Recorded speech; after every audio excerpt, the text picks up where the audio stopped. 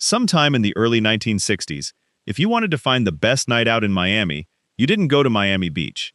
You didn't drive down to Coral Gables or head out toward the new suburbs creeping west into the Everglades. You went to a neighborhood that sat maybe a mile and a half northwest of downtown, a compact, dense, extraordinary place that most of white Miami either ignored entirely or only knew about when they wanted something they couldn't get anywhere else. You went to Overtown. And if you showed up on a Friday or Saturday night on 2nd Avenue, the street locals called the Strip, the street that everybody who knew anything called the Great Black Way, you would have walked into something that a lot of Americans in 2024 would find genuinely difficult to believe ever existed in Miami at all.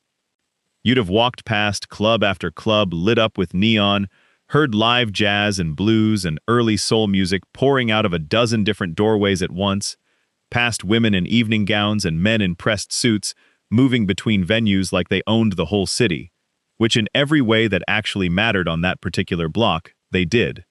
You might have caught Nat King Cole at the Rockland Palace. You might have walked past Ella Fitzgerald being escorted into the Sir John Hotel, which was where every black performer who came to Miami stayed, because the hotels on Miami Beach, the ones they were hired to perform in, wouldn't rent them rooms. You might have ducked into the Lyric Theater, a building that had been anchoring the cultural life of this neighborhood since 1913, and watched something that would have cost you twice the money and half the soul in any other part of the city. On a good night, and there were a lot of good nights, Overtown felt less like a neighborhood inside Miami, and more like a city unto itself, a Black American city with its own economy, its own institutions, its own rhythms, its own genius, its own version of exactly the kind of joy and community and cultural power that the rest of the country spent most of the 20th century trying to convince Black Americans they weren't capable of building. And if you want to understand what happened to that place, if you want to understand how something that alive and that real and that deeply rooted in a community could be reduced within a single generation to a handful of blocks of vacant lots, abandoned buildings, and a population fraction of what it once was, you only have to look at two things: a highway and a decision. Specifically, you have to look at Interstate 95, and the decision made by a government that didn't live in Overtown and didn't need anything Overtown had to offer, to run that highway directly through the absolute heart of the neighborhood, destroying it so thoroughly and so deliberately that the destruction itself became, years later, one of the most studied examples of racist infrastructure planning in American history. That story is what we're here to talk about today, and if that's the kind of deep history you're into, go ahead and subscribe right now, because we're going to be in this one for a while, and it is worth every single minute. To understand what was lost when I-95 came through, you have to actually understand what Overtown was, not just in the abstract sense of a vibrant black neighborhood, because that phrase has been applied to so many places that it started to lose its texture, but in the specific, concrete, almost jaw-dropping sense of what this particular community built in this particular city, under conditions that were actively designed to prevent exactly that kind of building. Because the story of Overtown doesn't start with the highway. It starts 50 years earlier, and it starts with segregation, and with what happens when you take a community of people, wall them in geographically, deny them access to basically every other economic and social opportunity in the city they live in, and then watch what they do with what they've got. Miami was incorporated as a city in 1896, and black workers were instrumental in literally building it. They cleared the land, laid the railroad tracks, constructed the hotels and buildings that would define early Miami's character. And almost from the very beginning, the city's response to the presence of the black community that had helped build it was to push that community into the least desirable land available and keep it there. The area that would become Overtown was originally called Colored Town, a designation that tells you everything you need to know about the social geography of early Miami. It sat on the northwest edge of the city's original development, low-lying land prone to flooding, close enough to downtown that black workers could get to their jobs but far enough, and separated clearly enough, that the white residents of Miami could maintain the fiction that the city's racial hierarchy was natural rather than manufactured. What's important to understand, and what gets missed when people talk about Overtown purely in terms of what was taken away from it, is that Colored Town, later renamed Overtown by its own residents who had their own ideas about what to call home, was never just a ghetto in the passive sense of a place where poor people ended up by default. It was a place where an entire community built parallel institutions of extraordinary depth and quality precisely because they had no access to the institutions being built everywhere else in Miami. When the public library in Miami didn't serve black residents, Overtown built its own lending collections. When white-owned businesses wouldn't hire black professionals, Overtown built its own professional class, its own doctors, its own lawyers, its own dentists, its own accountants, all operating within a tight, self-contained economic circuit where black dollars stayed in the black community, by necessity and by choice.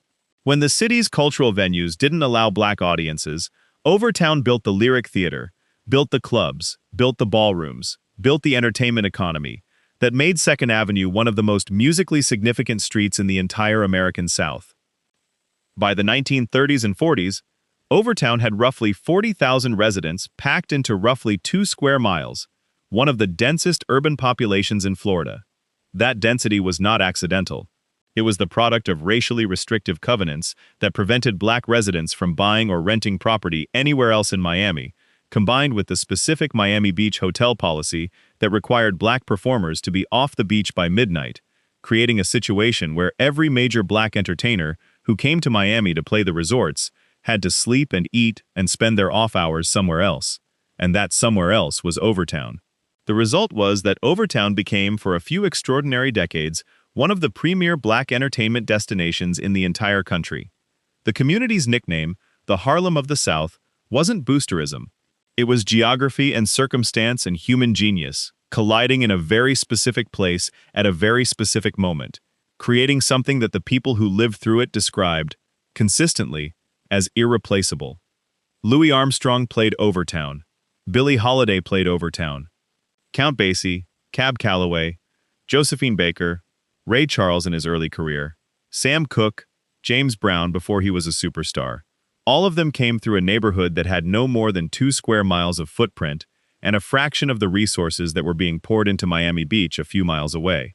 The Sir John Hotel, which opened in 1950 at Northwest 2nd Avenue and 10th Street, became the anchor of the entertainment district in the way that certain hotels in certain cities become more than hotels, they become social institutions, gathering places, the physical manifestation of a community's sense of its own elegance and capability.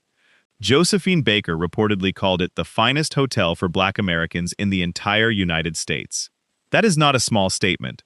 That is a statement about what Overtown had built, quietly and with almost no external support, inside a city that was simultaneously depending on black labor to function and doing everything in its power to limit black life. The neighborhood's economic ecosystem was genuinely remarkable in its self-sufficiency, because racial discrimination locked black residents out of most of Miami's mainstream commercial economy. Overtown developed an extraordinarily complete internal economy.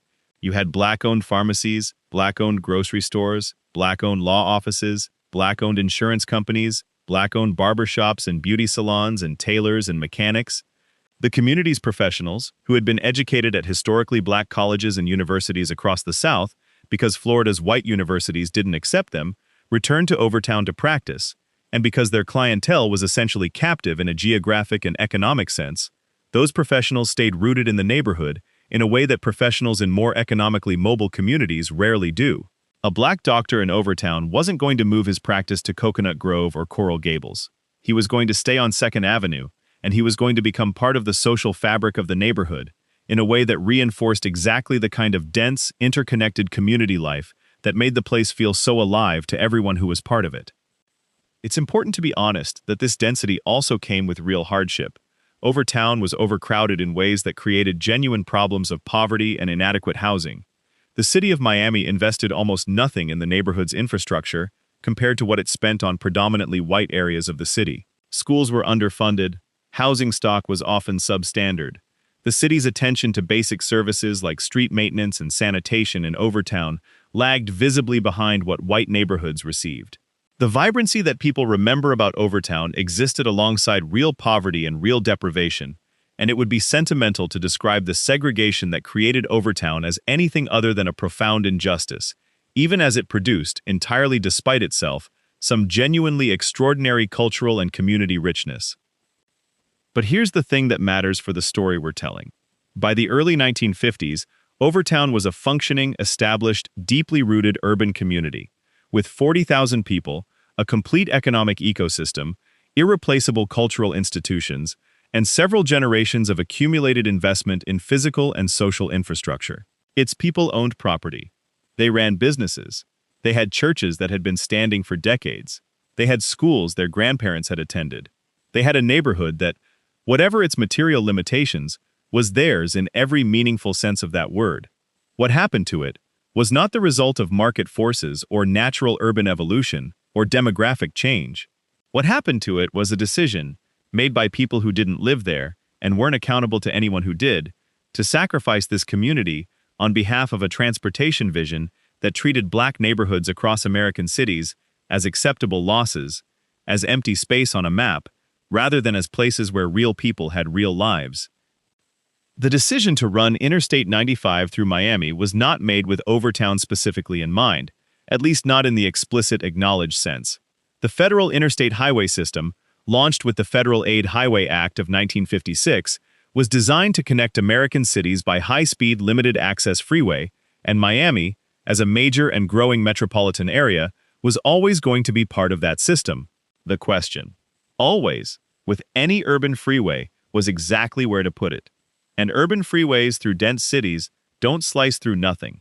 They slice through neighborhoods. They displace residents. They demolish buildings. They cut off street grids and sever the physical connections that make urban neighborhoods function as integrated communities rather than isolated fragments. Somebody's neighborhood always gets chosen, and across America, in city after city, in the exact same years, the neighborhood that got chosen was almost always the black one. This pattern has been documented so thoroughly by urban historians that it barely even qualifies as controversial anymore. Robert Caro documented it in his work on Robert Moses in New York. Nathan Connolly and other historians have documented it specifically in Miami. The Urban Institute, the Brookings Institution, the Federal Highway Administration itself has produced research acknowledging that the routing decisions for urban freeways in the 1950s and 1960s consistently and disproportionately displaced black and low-income communities at rates vastly higher than their share of the urban population. The reasons were various and intertwined. Black neighborhoods had less political power to fight routing decisions. They had less access to legal resources to challenge eminent domain proceedings. Their property was typically assessed at lower values, making it cheaper for highway agencies to acquire, which made routing through black neighborhoods economically attractive in the narrow accounting framework planners were using. And frankly, in many cities, some of the people making routing decisions simply did not view the destruction of black neighborhoods as a meaningful cost that needed to be weighed against the transportation benefits of a particular routing choice. In Miami's case, the decision to route I-95 through Overtown was not made in secret or without alternatives. Other routing options were studied. The highway could have been put closer to the waterfront, could have followed other existing corridors, could have been routed in ways that avoided cutting directly through the most densely populated sections of Overtown.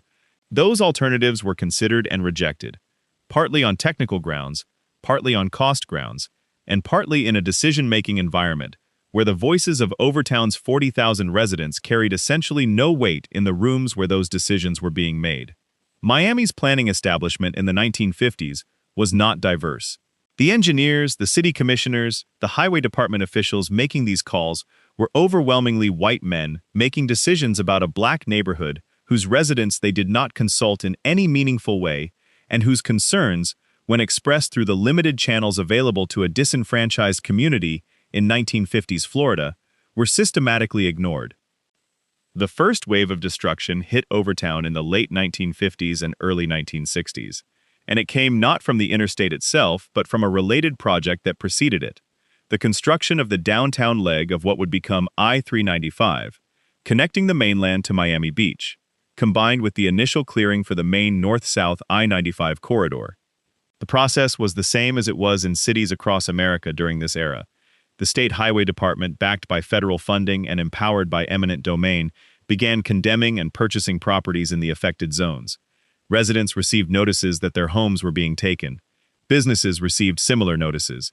The compensation offered was almost universally inadequate, assessed at values that reflected the artificially depressed property values of a segregated neighborhood where black residents had historically been unable to sell to white buyers, and white capital had historically been unwilling to invest, creating a self-fulfilling cycle of low-assessed values that then became the basis for the below-market compensation the state paid when it took those properties by force. What made this particularly devastating in Overtown's case, beyond the raw numbers of displacement, was where the highway went. The interchange for I-95 and I-395, the massive concrete stack of ramps and overpasses that connects the two interstates near the edge of downtown Miami, was built directly over the heart of the Overtown Entertainment District. The Rockland Palace, gone. The Sir John Hotel's surrounding commercial district, gone. The dense concentration of clubs and restaurants and entertainment venues that had made 2nd Avenue the Great Black Way, gone.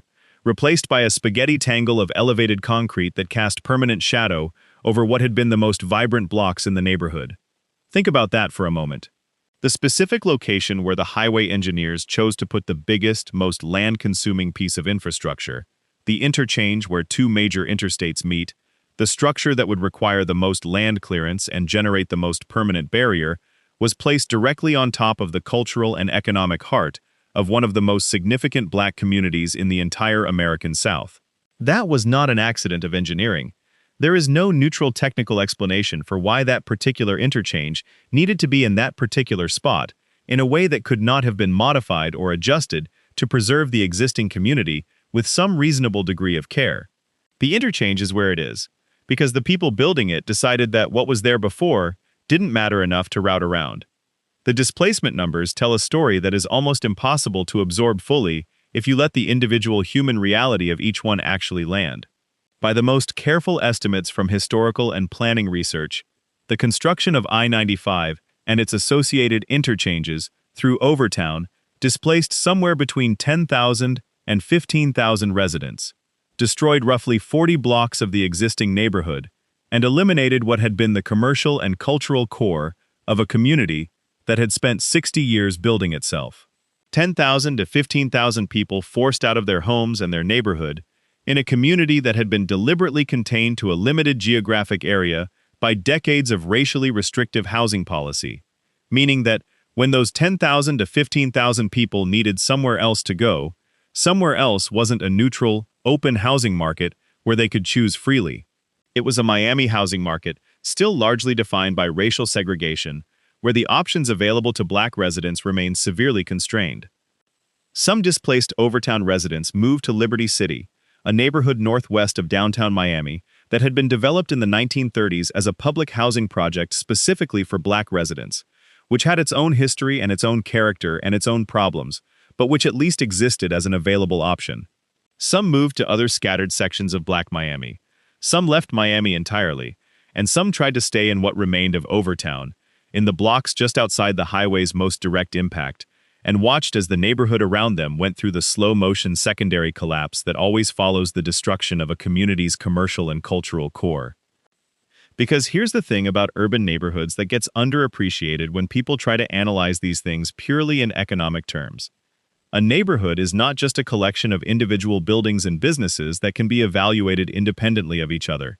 It's a system, with all of the interconnections and dependencies and feedback loops that any complex system has, and when you remove a large enough piece of that system, particularly the central organizing piece, the entertainment district, the commercial heart, the high-traffic anchor institutions that generate the foot traffic, that keeps secondary businesses viable, you don't just lose those specific buildings.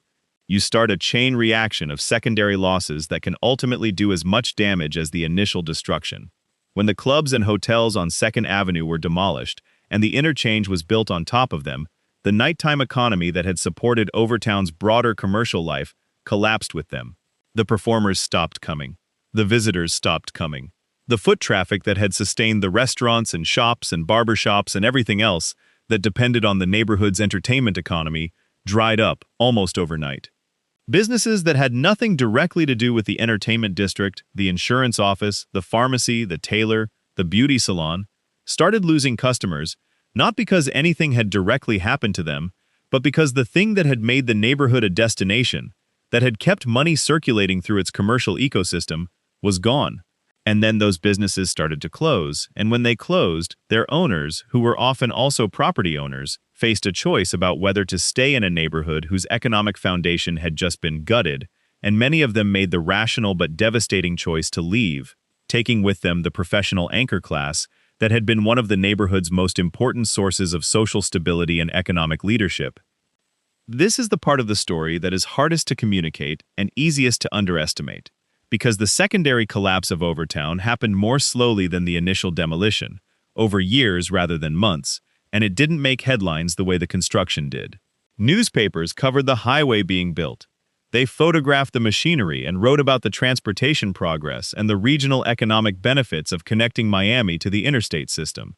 They did not, by and large, follow up systematically on what was happening to the people who had been moved out of the way of that progress, or document the way the remaining neighborhood was slowly losing the institutional density that had made it extraordinary in the first place.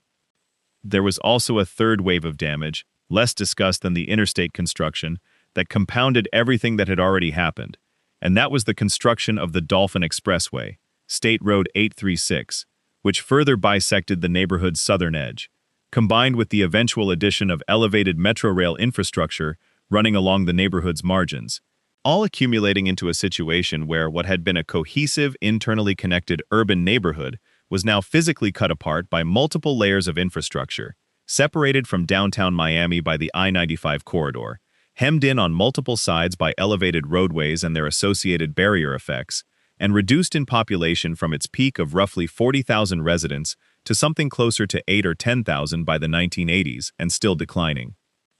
By the time Miami hosted the 1980 Republican National Convention, which brought the city an enormous amount of national press attention, Overtown had already been in visible decline for nearly 2 decades.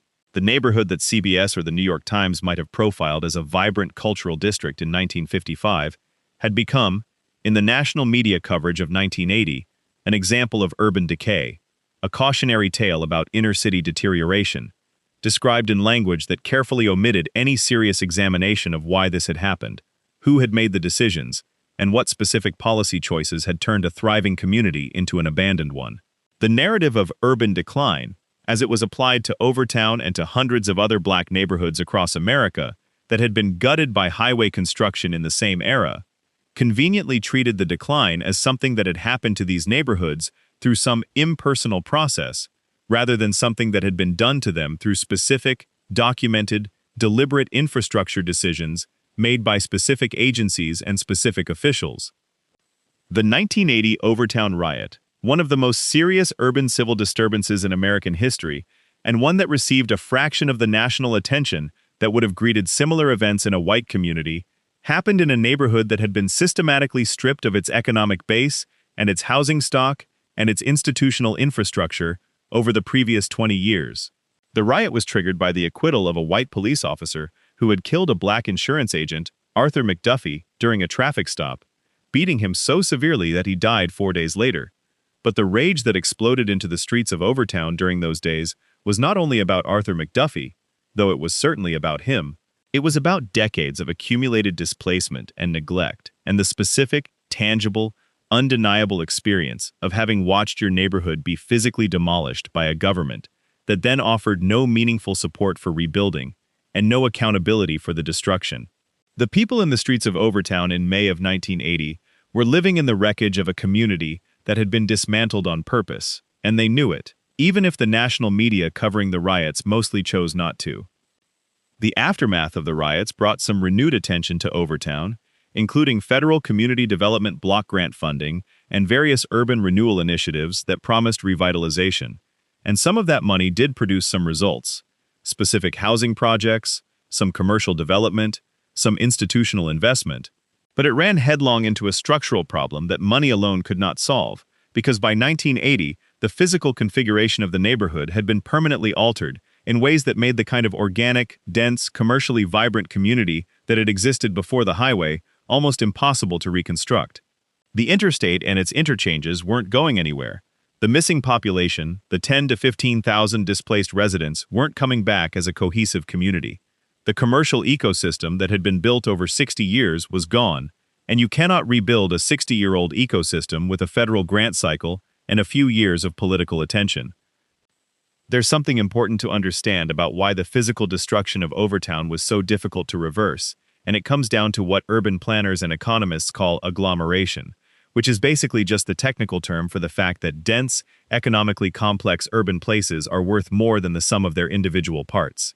What had made Overtown's commercial and entertainment district valuable was not any single club or any single hotel or any single business. It was the clustering, the density, the concentration of complementary uses in a small area that generated foot traffic and energy, and the kind of serendipitous economic activity that happens when a lot of people and a lot of businesses are packed into a tight geography. Once that agglomeration is physically destroyed and the population dispersed, you can't just rebuild it by reconstructing a few of the original buildings. The agglomeration was what was valuable. An agglomeration takes decades to develop naturally and can be destroyed in years. What the highway construction did to Overtown, in physical terms, was remove the blocks and the density and the clustering that had allowed that agglomeration to exist. It didn't just knock down buildings, it fundamentally changed the geometry of the neighborhood, replacing a continuous urban fabric of streets and buildings and active frontages with an enormous, dead zone of elevated concrete infrastructure that generated no foot traffic, produced no economic activity, created no reason for anyone to stop or linger or spend money.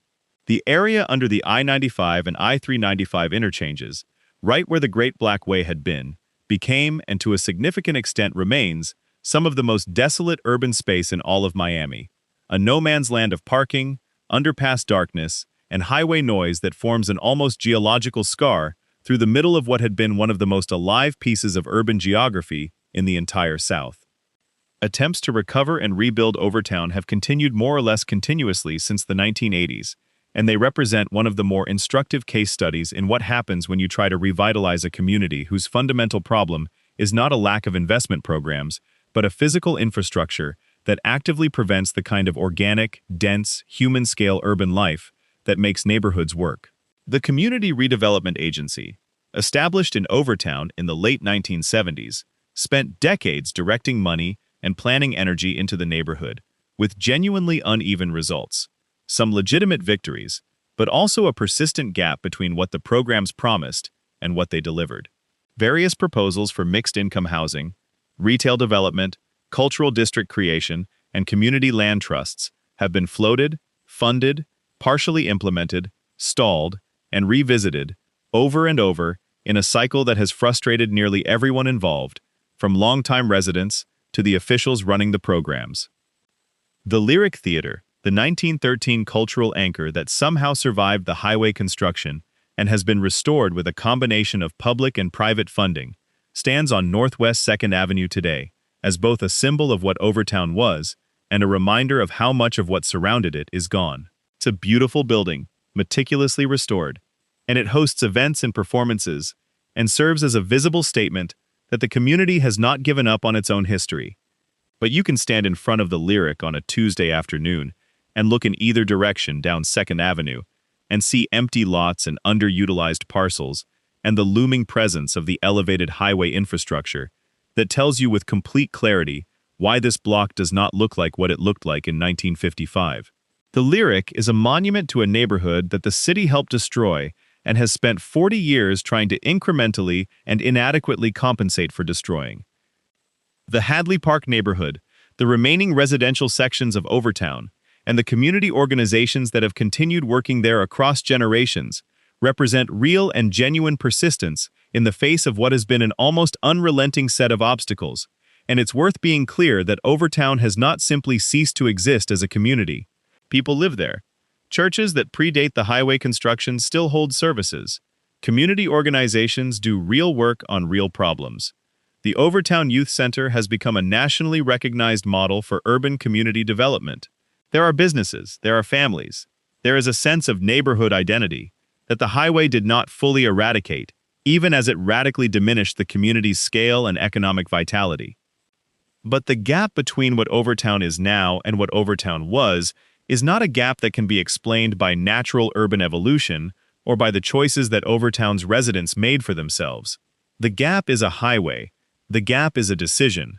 The Gap is 40,000 people compressed into a 2-square-mile neighborhood over 60 years, building something extraordinary under conditions designed to prevent exactly that, and then having it taken away, in less than a decade, by an infrastructure project that was routed the way it was routed, because the people doing the routing did not live there, did not need to answer to anyone who lived there, and did not treat what was there as worth the trouble of routing around.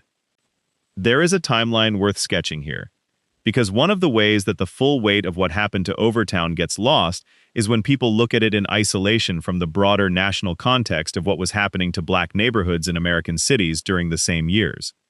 The interstate highway construction through Overtown was not a Miami aberration. It was a Miami instance of a national pattern.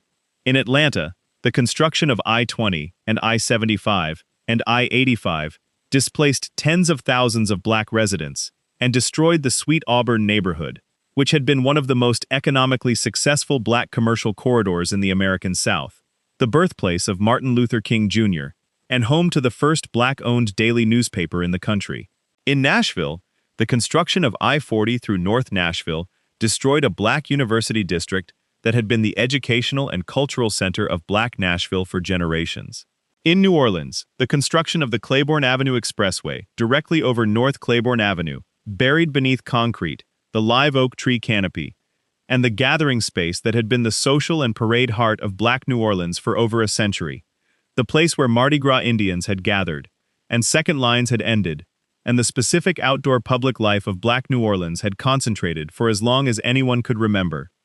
In Memphis, in Baltimore, in Birmingham, in Kansas City, in city after city across America, the routing decisions for urban interstates followed the same basic logic.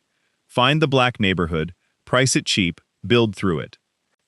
A 2021 study by the Brookings Institution estimated that more than 60% of black residents displaced by highway construction in American cities received no meaningful relocation assistance, and that the economic losses to black communities from highway-related displacement in the 20th century ran into the hundreds of billions of dollars when measured in terms of lost property value, lost business equity, lost community investment, and the long-term economic costs of the disrupted intergenerational wealth transfer that would have happened if those communities had been allowed to develop normally.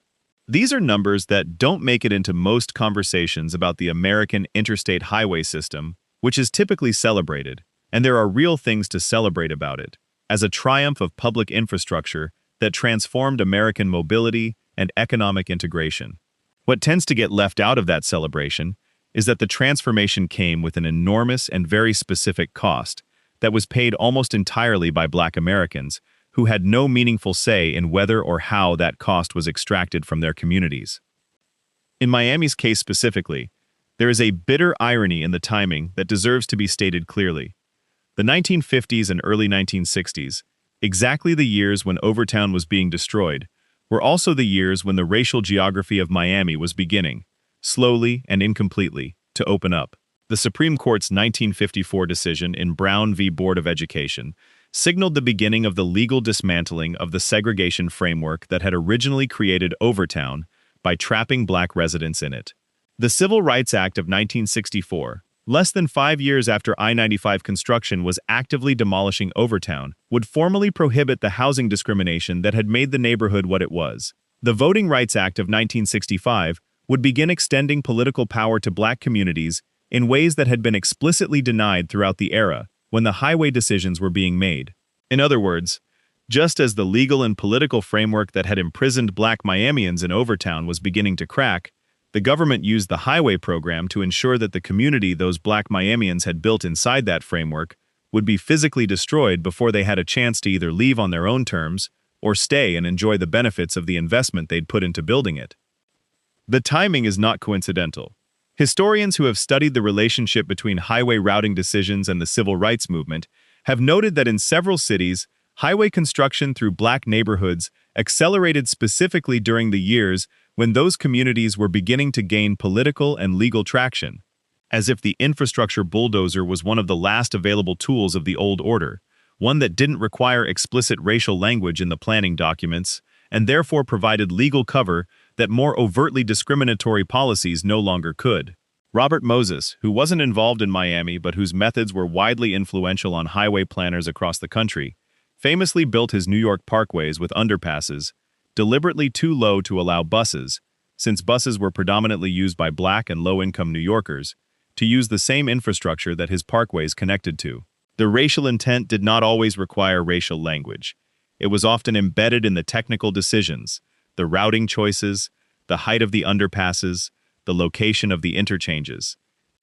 The question of what comes next for Overtown is one that has been asked persistently for 40 years, and has not produced a fully satisfying answer. Partly because the structural barriers remain real, the highway is still there, the original population is still dispersed, the agglomeration that made the neighborhood extraordinary still doesn't exist, and partly because the neighborhood now faces the additional and more recent threat of gentrification driven by Miami's extraordinary real estate market. Miami has been experiencing some of the most intense real estate pressure of any major American city for most of the 21st century, and Overtown, sitting barely a mile from downtown Miami, close to the Brickell Financial District, adjacent to the Wynwood Arts District, whose own revitalization has driven land values through the roof, has become an increasingly attractive target for developers who see cheap land in a location that would be worth a fortune if it were anywhere else. The community organizations and long-term residents who have fought to preserve Overtown as a black neighborhood face a deeply uncomfortable dynamic. The same improvements in infrastructure connectivity and public investment that might help rebuild community life also make the land under that community more attractive to outside investors and more expensive for existing residents to stay in. Community land trusts and affordable housing preservation programs have been deployed with some effect, but the scale of Miami's real estate market and the wealth disparities involved make it genuinely difficult to hold ground against displacement pressures that are now coming not from a highway department, but from a real estate market. There is a generation of older Miamians, now in their 70s and 80s, who remember Overtown before the highway, who remember walking into the Rockland Palace on a Friday night and hearing Nat King Cole, who remember the Sir John Hotel in its heyday, and the way 2nd Avenue felt on a summer evening, when the clubs were all open and the street was full of people dressed up and alive, with the specific joy of a community that had built something real against enormous odds. When you talk to those people, what comes through most powerfully is not anger, though there is that, and not grief, though there is plenty of that too. What comes through most powerfully is a kind of disbelief that still hasn't fully resolved itself 60 years later. The disbelief that this was allowed to happen, that 40,000 people's homes and businesses and churches and schools and entertainment venues could be demolished by an act of government planning, and that the mainstream city, the white Miami, that had depended on black labor to build itself and black entertainment to give itself a cultural life, watched it happen and called it progress. The physical evidence of what was lost is still right there in the geography if you know how to read it. Drive north on I-95 through downtown Miami, and look west as you go through the interchange complex. Under and around that intersection of I-95 and I-395, in the shadow of those elevated concrete structures, you're passing over what was once the most vibrant few blocks of black cultural life in the entire American South. The scale of the interchange, the acres of concrete and ramps and overpasses, tells you something about how much land was required to build it, and how much of what was there before had to be eliminated to make room. It's not subtle, once you know what you're looking at. It's a 40-acre concrete monument to a decision about whose neighborhood mattered and whose didn't. There are several newer conversations about physical reparations for communities destroyed by highway construction, and Overtown comes up in many of them. The Biden administration's Infrastructure Investment and Jobs Act, passed in 2021, included a Reconnecting Communities pilot program specifically designed to address the legacy of highway construction through black and low-income urban communities, providing funding for planning and eventual construction of projects that might cap, reroute, or otherwise mitigate the barrier effects of existing urban highways. Overtown is among the communities that has received attention under this framework, and there have been serious planning discussions about whether some portion of the I-95 elevated structure through the neighborhood might eventually be capped, converting the highway's surface into park or development space, the way similar projects have been proposed or partially implemented in cities like Columbus, Ohio, and Rochester, New York, and actually completed in parts of Boston and Seattle. These are real conversations with real engineering studies and real federal funding behind them, and they represent a meaningful shift in how the federal government is at least rhetorically acknowledging the legacy of what highway programs did to black communities across America.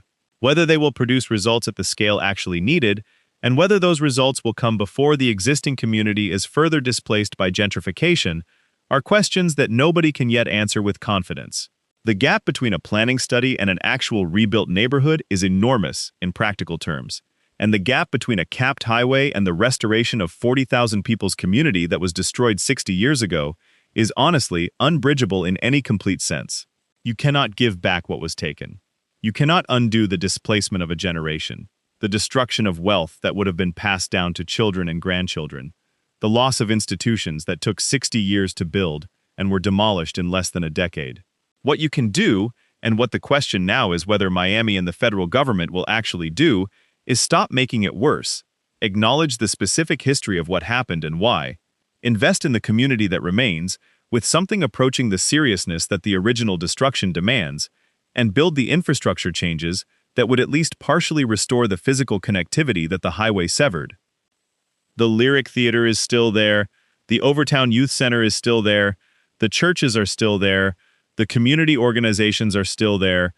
There are people who have chosen to stay in Overtown across every decade of its long decline, who have kept the institutional life of the neighborhood alive through conditions that would have justified walking away, who have maintained a claim on this place and its history that no highway and no amount of neglect has been able to fully extinguish. That persistence matters. It's not a complete answer to what was done to this community, not by a long stretch, but it's something real, and it's the foundation of whatever actually comes next.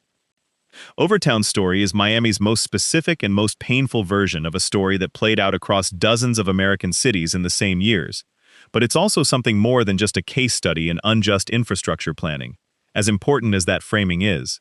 It's a story about what a community can build when it has to, when exclusion from everything else forces a kind of creative self-sufficiency that produces extraordinary results, and about how quickly that extraordinary result can be erased when the people with power decide that what you've built is less important than what they want to build through you. The Harlem of the South didn't fail because of anything Overtown's residents did. It didn't decline because of market forces, or because the neighborhood went out of style, or because the people who lived there made choices that led to its unraveling. It was destroyed. Deliberately, calculably, with full knowledge of what was there, and a decision that it didn't matter enough to save. And then the story of its destruction was rewritten in the passive voice of urban decline, as if the neighborhood had simply faded rather than been erased, as if the concrete and the ramps and the interchange had grown there organically, rather than been built on top of everything that used to stand there. Getting that story right, telling it accurately and completely, in the active voice, with the actual decision-makers and the actual decision-making process named and examined rather than softened into impersonal abstraction, is one of the more important things that can be done for a community whose history has been displaced as surely as its population was.